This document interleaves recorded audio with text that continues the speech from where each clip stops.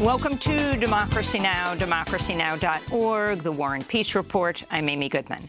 In Afghanistan, the Taliban's announced its acting government in Kabul. The cabinet does not include any women or any members of the former Afghan government. Mohammed Hassan Akhund, a close aide to the deceased Taliban founder, Mohammed Omar, was named acting prime minister. Abdul Ghani Baradar, a Taliban co-founder, will be his deputy.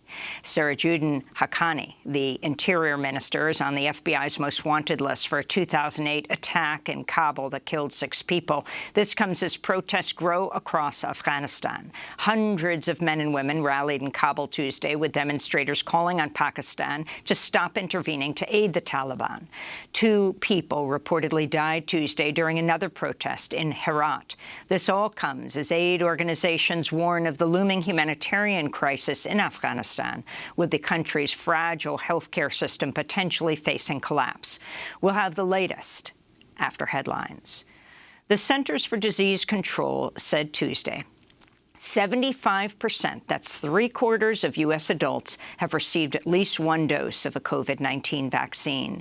The milestone was announced as the U.S. soared past 40 million reported cases of COVID-19 since the start of the pandemic, with the Delta variant continuing to fuel the summer surge. Children currently make up more than 1/4 of new cases nationwide. In Florida, 13 school employees of public schools in Miami-Dade have died from COVID in the last few weeks. The district enacted a mask mandate despite efforts to ban the requirement by Republican Governor Ron DeSantis. All 13 COVID victims were African American. Elsewhere, New Zealand's eased its strict lockdown outside of its largest city, Auckland, after cases started to go down from August highs. Meanwhile, Cuba has become the first country to start rolling out vaccines for children 2 years and older. The 2 domestically produced vaccines, Abdala and Soberana, have not been approved by the World Health Organization, but local trials have shown an efficacy rate of more than 90%. In Brazil, massive crowds rallied in support of far-right President Jair Bolsonaro Tuesday, Brazil's Independence Day. "Only God will take me out of Brasilia," Bolsonaro told his supporters. The right-wing populist has been sowing doubt about the country's voting system ahead of next year's election. Counter-protesters also took to the streets to condemn Bolsonaro's attacks on the environment, education, and his mishandling of the pandemic. We cannot wait for this genocidal government to keep on killing people. Everywhere in the world there are vaccines, and here we've got over 500,000 deaths, almost 600,000. We don't have to wait until 2022 for the elections. We need to kick Bolsonaro out now. In Texas, Republican Governor Greg Abbott signed into law the state's sweeping new voter suppression bill, SB 1, Tuesday. The law bars drive-through and 24-hour voting sites, adds new identification requirements for absentee ballots, bans unsolicited mail-in ballot applications, and gives new authority to partisan poll watchers.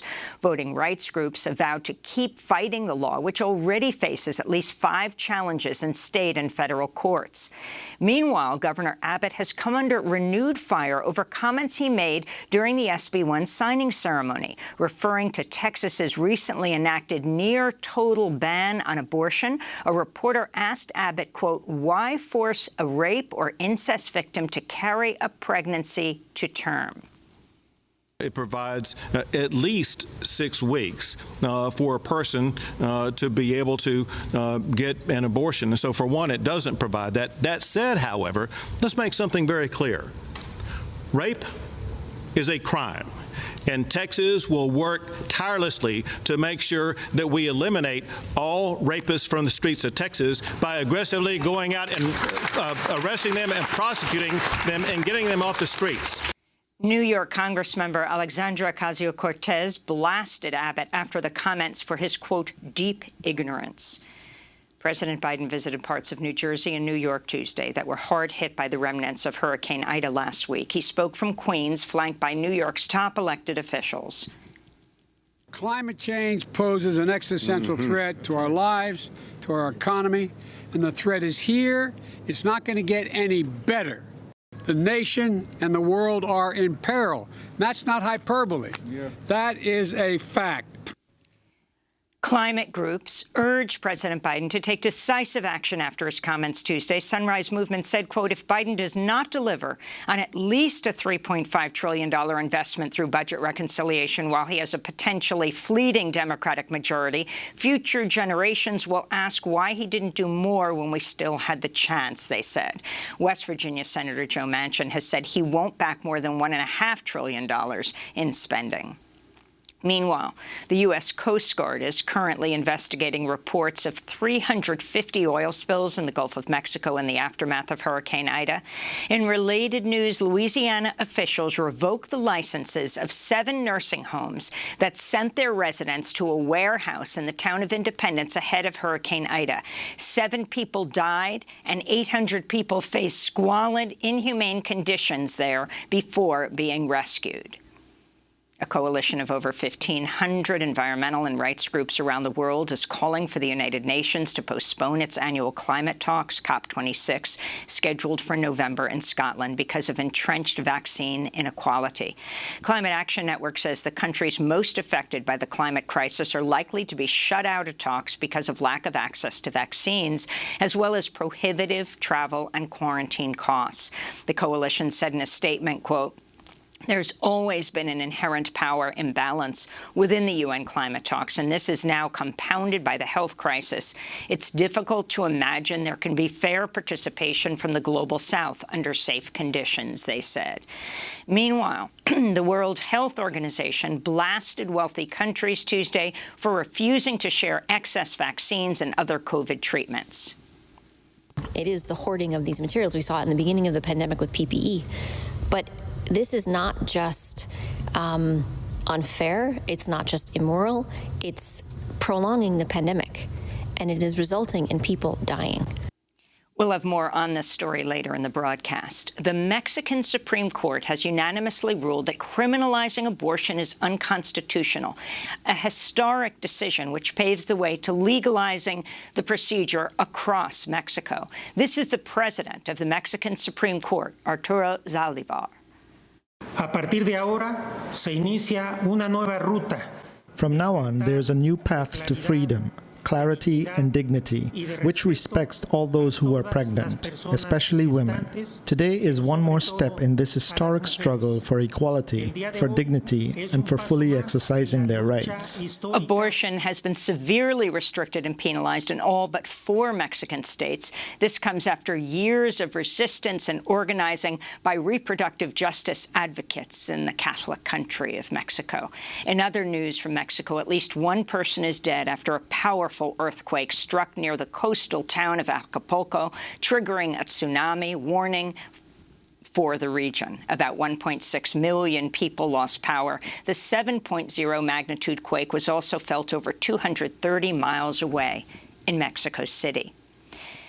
Bitcoin crashed to its lowest value in nearly a month Tuesday as El Salvador officially rolled out cryptocurrency as legal tender. For months, critics have warned the adoption of Bitcoin as an official currency in El Salvador could trigger an economic catastrophe, particularly impacting poorer communities that don't have access to bank accounts, computers, or smartphones. The controversial move, spearheaded by the Salvadoran president, Nayib Bukele, and approved by lawmakers earlier this year, has led to ongoing protests. A warning to our audience, the next story contains descriptions of torture and sexual violence. A harrowing new report by Amnesty International details the brutal violence faced by Syrian refugees who've been returned to the war-torn country. The group documented tortures, rapes, illegal detentions, and other serious human rights violations committed by the Syrian government and intelligence officers against over 60 people, including children.